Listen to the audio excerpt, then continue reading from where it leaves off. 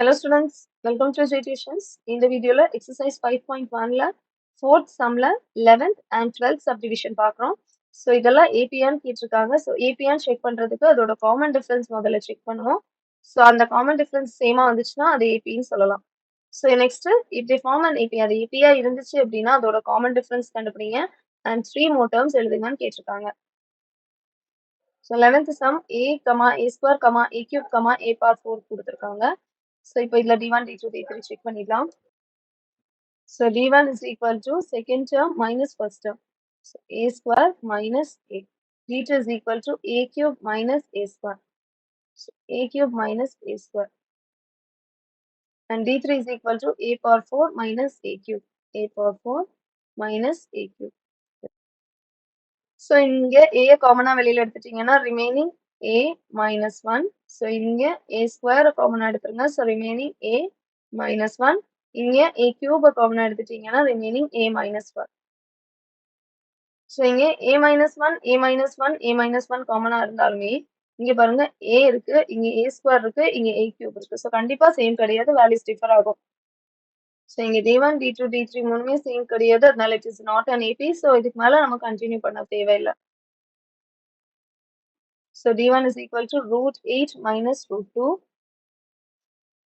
So root 8 minus root 2 is equal to, d2 is equal to 18 minus, so root 18 minus root 8.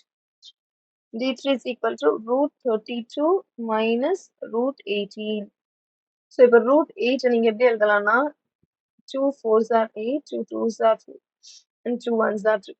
So இந்த root 8 இருக்கிற இடத்துல நான் 2 into 2 into 2 போடுறேன். So ரெண்டும் equal தான். இப்போ இங்கே ரெண்டு 2 இருக்கு. ஸோ நான் ஒரு 2 எடுத்தேன்னா 2 root 2ன்னு வந்துடும். நான் root 8 2 root 2ன்னு எழுதலாம்.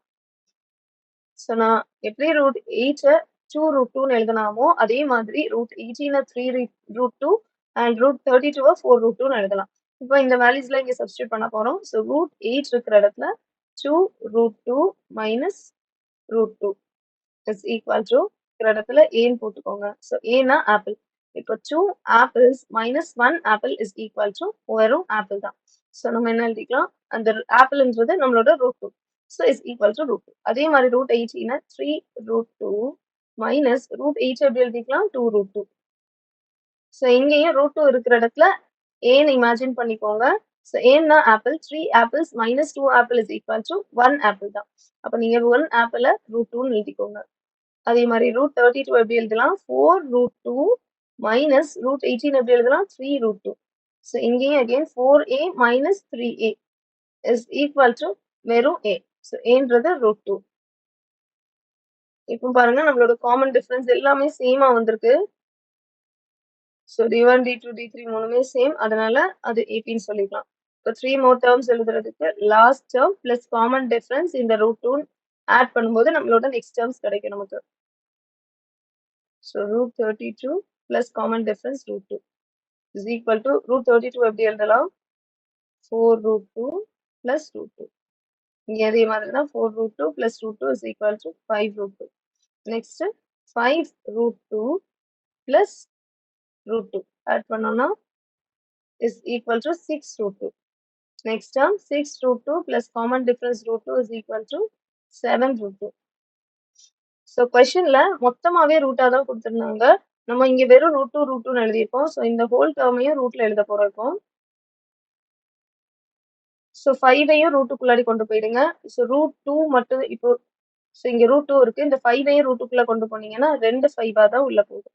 ஸோ இந்த whole value is equal to 5 5s are 25. 25 into 2 50. So root 50. அதே மாதிரி இங்க root 2 ஆல்ரெடி, இங்க 2 ஆல்ரெடி ரூட்டுக்குள்ள இருக்கு. 6ஐ ரூட்டுக்குள்ள கொண்டு போனோம்னா 2 6ஆ உள்ள போகும். So 6 2s are 12. 12 into 6 72. So root 72.